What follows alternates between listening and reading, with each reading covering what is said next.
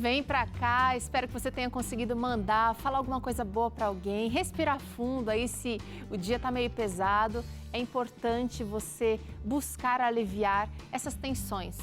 E Deus te dá oportunidades a cada momento. Vida e Saúde está aqui com você para isso também. Agora vem pra cá. Sentir dor é uma sensação desconfortável e essa dor pode surgir por causa de uma lesão, uma fratura, um machucado, uma inflamação ou outros aspectos físicos e também emocionais. Só que independentemente do seu tipo, é sempre importante buscar ajuda e orientação de um profissional para fazer o diagnóstico correto, entender a causa e também buscar o melhor tratamento. Mas para começar, você sabe qual é a diferença entre dor aguda e dor crônica? Quais são aí os sintomas e o melhor tratamento para cada uma delas? Nós hoje vamos conversar com o neurocirurgião Dr. Benedito Amorim e ele vai nos ajudar a esclarecer essas e outras muitas dúvidas por aqui. Mas você sabe que sua participação é sempre bem-vinda, então manda aqui no nosso WhatsApp. Pode usar o QR Code bem aqui na sua tela, você pode também digitar o nosso número. Ao longo do programa a gente vai disponibilizando aqui para você, mas agora você pode anotar aí, ele é 12 98266 0004. Na medida do possível, a gente traz a sua questão aqui para o nosso especialista do dia, que já está aqui com a gente, Dr. Benedito. Dr. Benê, né? Ele prefere ser chamado assim carinhosamente. Obrigada por estar aqui com a gente hoje, falando desse assunto que atormenta a vida de tanta gente. Tudo bem, doutor? Olá, Teru. Olá, caro telespectador. É um prazer estar aqui com vocês, compartilhando um pouquinho do conhecimento e ajudando muitas pessoas a poder encontrar um pouquinho uma luz no fim do túnel, porque dor crônica é algo que atormenta muita gente e muitas vezes a pessoa não sabe nem por onde começar ou se seu problema pode ter alguma solução. Então, vamos lá conversar hoje, tirar todas as dúvidas e esclarecer sobre esse assunto e ajudar muita gente. Vamos lá, doutor. Olha, a dor, ela pode mexer com o humor, ela pode mexer com o rendimento de uma pessoa, ela pode mexer com a disposição. O que é que caracteriza uma dor crônica? Pois é, para a gente separar então dor crônica da dor aguda, né? A gente usa um fator que seria o tempo que determinada dor está ali presente, incomodando, importunando alguma pessoa. Se você sofre de alguma dor, pelo menos há 3 meses ou mais, então essa dor ela já pode ser caracterizada como uma dor crônica. Mas a gente observa que não apenas o tempo. Quem tem dor crônica tem também uma série de alterações no sistema nervoso, no funcionamento dos nervos, até mesmo no funcionamento de genes que estão no cérebro e na medula, que faz com que aquela dor seja mantida por meses, anos, e assim levando esse sofrimento por muito tempo. Você tá sugerindo que a dor crônica ela tenha talvez uma memória aí, doutor? É o que acontece. Eu falo sempre para os pacientes, eu explico, eu dou exemplo de, por exemplo, quando uma pessoa está andando com um prego no sapato e esse prego fica lá durante um tempo, tirou o prego do sapato, a sensação do prego e da dor pode continuar, mesmo que a causa ela já não exista mais. Então o que a gente observa, que no caso da dor crônica, muitas vezes a causa que deu origem àquela dor ela já foi tratada, já nem existe mais, mas aí ficou uma memória de dor. Então existe essa memória de dor nos neurônios no cérebro, na medula, até mesmo nos nervos periféricos. É como se eles todos fossem agindo acreditando que a dor é algo que é normal, é algo que já nasceu com a pessoa e vai dessa forma mantendo a dor. Então é uma disfunção do sistema nervoso. Incrível, gente. Agora, não existe só um tipo de dor crônica, né, doutora? A gente tem aqui, eu vou falar uns nomes aqui difíceis e quero que o senhor me ajude a compreender. Temos a dor crônica nociceptiva, é assim que fala? Isso, a dor nociceptiva é talvez a dor mais comumente conhecida, mais conhecida. É quando você tem um processo inflamatório, né? A dor nociceptiva ela pode ser aguda ou crônica, né? Ela é decorrente muitas vezes de um processo inflamatório, traumático, por exemplo, uma fratura de um osso, uma queimadura, uma lesão por uma infecção às vezes de pele, furúnculo e processos inflamatórios crônicos, como no caso da da dor do câncer, o câncer ele pode levar a uma reação inflamatória ali no local e comprimir estruturas, mas principalmente uma inflamação que gera a dor. Então, a dor nociceptiva é uma dor que ela pode ser decorrente de um processo inflamatório local ou até mesmo espalhado em determinadas áreas do corpo, né? Então, inflamação, infecção, levando dor. Tá. Quando o senhor fala de que ela pode ser aguda, o senhor está descrevendo o tipo de dor ou está falando como se fosse a dor aguda de ser uma dor assim temporária? Ela vem pontualmente e depois ela acaba. Porque eu estou pensando aqui se o herpes, por exemplo, que pode provocar uma dor bem terrível, se encaixa aqui.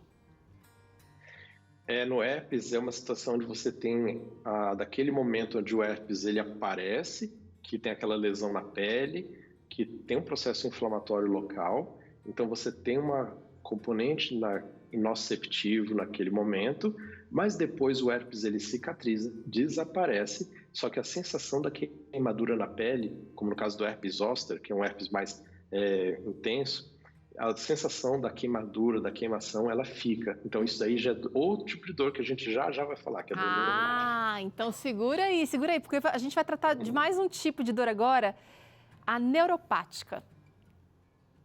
Pois é.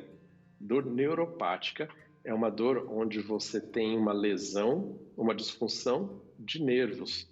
Então, um exemplo de dor neuropática, por exemplo, é a neuropatia ou neuralgia pós-herpética, onde você teve o herpes cicatrizou, sumiu, e aí ficou aquela sensação de dor. Geralmente a dor do herpes é uma dor muito, muito forte, bem chata, onde você não pode nem encostar na pele porque dói, e então fica aquela sensibilidade. Então, esse é um tipo de dor neuropática. Outros tipos de dor neuropática tem a neuralgia do trigêmeo, a nevralgia do trigêmeo, que é um nervo que a gente chama trigêmeo porque é um nervo craniano que ele divide em 3 partes. Uma parte que é orbitária, oftálmica, uma parte que é o maxilar e outra que é o mandibular. Então, a dor neuropática do trigêmeo é uma dor como se fosse, imagina uma dor de dente, a pior dor de dente que você tem, só que você vai lá no dentista e não tem nada. O dente está bom, muitas vezes o paciente pede até para arrancar o dente fora, só que a dor fica. Então, é uma dor bem incapacitante também. Tem vários outros tipos de dor neuropática. Tá, ele está dando alguns exemplos aqui. Você está vendo que o assunto aqui é sério. Conviver com dor não é fácil, mas entender o tipo de dor vai ajudar o especialista a encaminhar o melhor tratamento. Essa, já falei dessa? Não. Nociplástica. Não. É assim que fala? Pois é.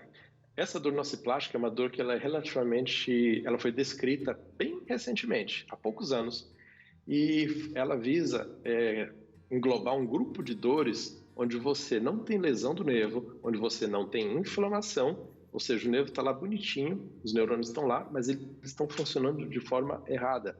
Exemplo dessa dor, a fibromialgia, por exemplo, né? Que a gente pode depois explorar um pouquinho mais. Outro tipo de dor, a enxaqueca. Né? Muitas vezes a pessoa com enxaqueca, ela pode falar, doutor, o senhor pediu para mim um exame de ressonância, eu estava no dia do exame, estava com muita dor e o laudo do exame veio normal, não deu nada, né? Então, às vezes o paciente vem frustrado porque você não encontra lesão na enxaqueca. O sistema nervoso ele está ali bonitinho, só que está funcionando de forma errada, né? E a fibromialgia, ela é uma disfunção, a gente observa na fibromialgia uma disfunção de áreas no cérebro, no tálamo, que fazem com que toda a percepção da periferia, do braço, da perna, da barriga, ela seja completamente deturpada. Você sente muito mais do que deveria sentir. Por isso que quem tem fibromialgia, que é uma dor crônica, generalizada, sente o corpo todo muito sensível, dolorido. Bom, agora a gente quer saber, doutor, quem é que pode ter mais dor crônica? Quais são os fatores de risco para dor crônica? Isso, a pergunta é excelente, porque é o seguinte, se você não trata adequadamente uma dor aguda, ou seja, uma dor aguda é aquela dor que começou recentemente, começou há menos de 3 meses. Se você não trata adequadamente essa dor aguda, ela pode virar crônica. Pacientes que, por exemplo, foram submetidos a uma cirurgia cardíaca, cirurgia vascular, e não tiveram cuidado de controlar a dor adequadamente no período perioperatório, essa dor pode ser crônica, pode cronificar. Se você teve um processo inflamatório, um problema de coluna, por exemplo, muitas vezes você vai lá, está jogando bola, né? Você teve um entorse ou teve uma contratura muscular. Essa contratura muscular, se você não tratou adequadamente, ela pode, por si só, ir permanecendo. E quanto mais o cérebro vai sentindo aquela informação de dor no corpo, ele mais vai criando aquela memória de dor. Então, o tratamento de dor aguda adequado, com orientação profissional adequada, vai evitar que vire uma dor crônica, né? Bom, eu sei que cada caso é um caso, só aqui dos tipos de dor, né, crônica, já vai ter uma indicação, um tratamento, mas a gente quer trazer aqui, doutor, agora, queria que o senhor comentasse quais são os tratamentos possíveis. Vou puxar aqui esse primeiro card que vai indicar para a gente um possível tratamento que dá certo, gente. Apesar de ter sofrido por um longo tempo com uma dor angustiante, pode ser que a estimulação elétrica da medula espinhal resolva o problema. Resolve 100%, doutor? Sim, então é o seguinte, o tratamento da dor, ele envolve você juntar vários fatores. Normalmente é um tratamento multiprofissional. Não apenas a medicação, não apenas o médico, mas a fisioterapia, tratamento psicológico, psiquiátrico, então acupuntura e alguns deles a cirurgia. Então, tem casos de dor que a gente trata com cirurgias e tem várias cirurgias. Entre elas, essa que é a estimulação medular, ela é um implante de um pequeno eletrodo na coluna que vai dando um estímulo elétrico e dessa forma ele vai impedindo a informação de dor de chegar no cérebro. Quando ela é indicada, por exemplo, pacientes que fizeram cirurgias de coluna, eu operei minha hérnia de disco, coloquei pino, parafuso, mas eu continuo com uma dor na perna, continuo a dor na coluna, dor irradiando a perna, e aí aquilo que eu falei, a causa já foi tratada, não existe mais indicação, não, o parafuso está perfeito, a cirurgia foi muito bem feita, mas a dor ficou.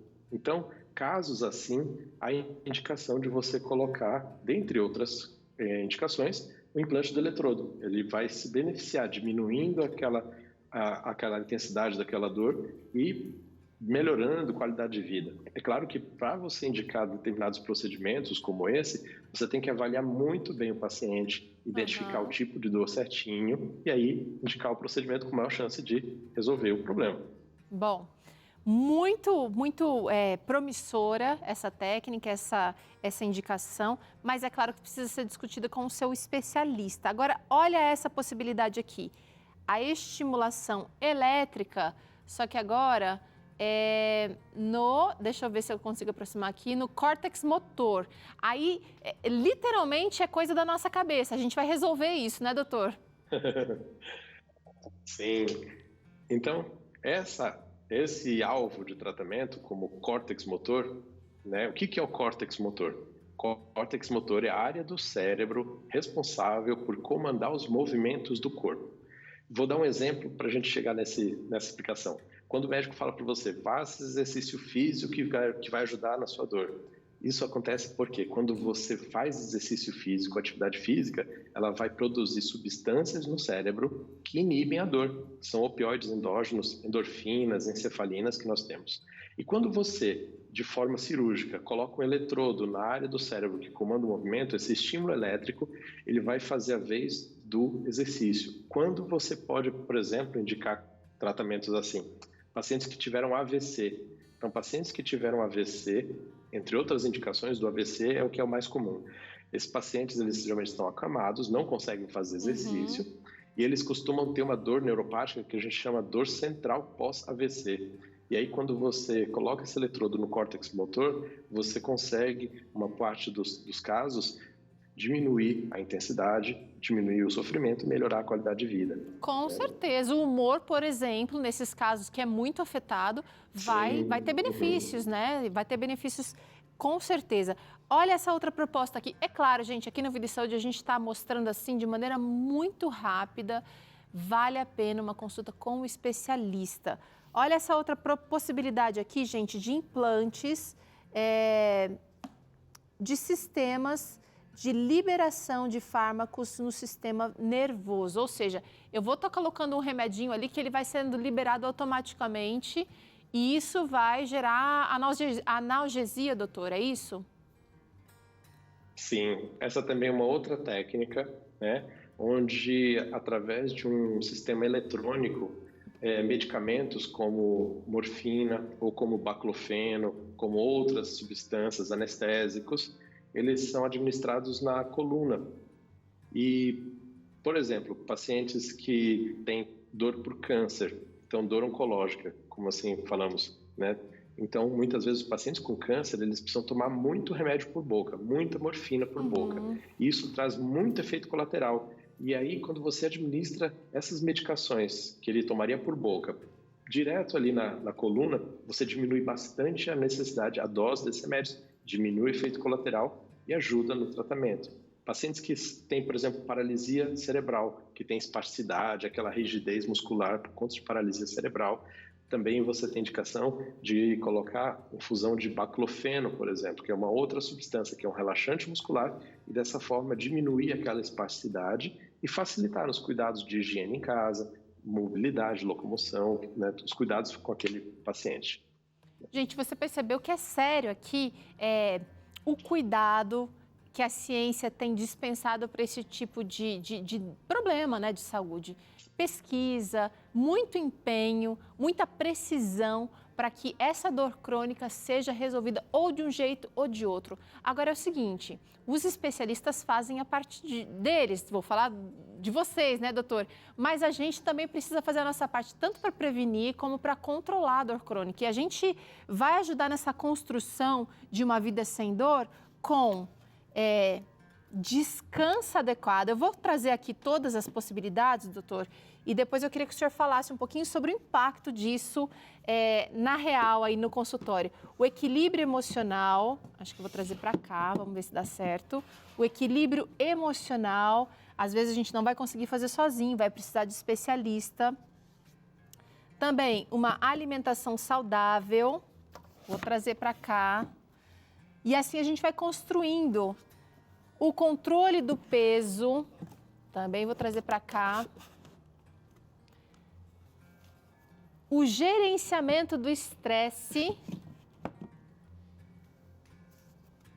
correção postural e, por fim, o exercício físico regular. Tudo isso tem peso, um peso muito grande para a construção de uma vida com menos dor, né, doutor? Sim, eu costumo falar para o paciente que chega em mim que o paciente, quando está chegando com sofrimento, com aquela queixa, é como se ele tivesse com o carro dele atolado na lama, pedindo socorro. Eu, como médico, vou ajudar a empurrar o carro. O fisioterapeuta vai estar lá atrás, o psicólogo também. Toda uma equipe vai estar empurrando o carro. Só que se esse paciente ele não engatar a marcha, não acelerar e não soltar o freio, não adianta. Então, é um compromisso de ambas as partes. É um compromisso que, no conjunto, a chance de melhorar e ajudá-lo na qualidade de vida e controlar o seu sofrimento vai ser muito, muito maior. E tudo isso, o que a Teresa colocou ali, realmente contribui muito, muito. Tem muitos pacientes que, quando faz a lição de casa certinho, a gente consegue reduzir muito a quantidade de medicamentos por boca e até mesmo evitar procedimentos cirúrgicos que ele poderia fazer, que acabam sendo realmente desnecessários, uma vez que a situação foi controlada. Com certeza, eu gostei muito dessa proposta aqui da produtora de hoje, a Andrícia, porque se o neurocirurgião faz a parte dele, que é uma parte super delicada, às vezes é um tratamento mais invasivo, mas sem a parte que me cabe, realmente vai ficar faltando peças aqui nessa parede, ela vai ficar incompleta. Então, cada um fazendo a sua parte, do melhor jeito possível, a gente consegue. Agora é o seguinte, chegou a interação na tela, doutor Benê, que eu quero trazer aqui no Vida e Saúde. Nesse momento, é a Silvia dizendo que sofre com dores terríveis há anos. Ela diz que tem problema de coluna e fibromialgia. O que é mais difícil ouvir é que a dor é coisa da cabeça dela. Um dia com dores leves já é um milagre. Doutor, esse é um desabafo, na verdade, da Silvia, que reflete o dia a dia de muitas pessoas. Como é que a gente faz? Qual é o primeiro passo, doutor, que a Silvia precisa tomar? Primeira coisa que eu falo para você, Silvia, e para todos aqueles que se identificaram com você, é o seguinte: dor psicológica, ou seja, coisa da sua cabeça, é algo muito, muito, muito raro. Eu já trato pacientes com dor crônica há mais de 20 anos. Eu tive apenas 2 pacientes, onde nesses 2 pacientes eu pude afirmar que era puramente psicológica. Então, O componente psicológico, ele influencia na dor. Ele realmente vai piorar o sofrimento, vai piorar a dor. Mas como causador único, exclusivamente, isso é muito difícil, muito raro. Então, a dor é algo pessoal e intransferível. A dor que você sente é sua. Ninguém pode se colocar no seu lugar, porque você que está sentindo. Busca ajuda, Silvia. Faz a sua parte, sim. Constrói aqui o que você pode aí com alimentação, estilo de vida em geral, controle, manejo do estresse, mas busque ajuda específica. Como a gente viu, existem várias possibilidades. Agora, eu quero agradecer aqui ao Dr. Benedito. Mais uma vez, a gente já conversou antes, né? Obrigada pela explanação aqui. Eu acho que esse assunto rende mais alguns programas, doutor, mas eu espero que a gente tenha a oportunidade aqui de tratar em outras ocasiões. Obrigada, doutor. Obrigado, Teru. Obrigado para todos vocês. Obrigado à produção. E eu fico à disposição para voltar à medida que vocês forem convidando para explorar mais e mais assuntos e ajudar vocês que estão aí assistindo e pessoas que provavelmente têm seus sofrimentos, têm as suas dores, né? E muito obrigado. Um bom restinho de semana aí para cada um de vocês. Obrigada, até a próxima. Bom, e como a gente propõe aqui um estilo de vida mais saudável, a gente vai te ajudar fazendo junto com você. É isso mesmo. No próximo bloco tem No Seu Ritmo e ainda hoje você aprende a fazer um bolo de maçã saudável com ingredientes anti-inflamatórios, acredita? Vida e Saúde volta já já.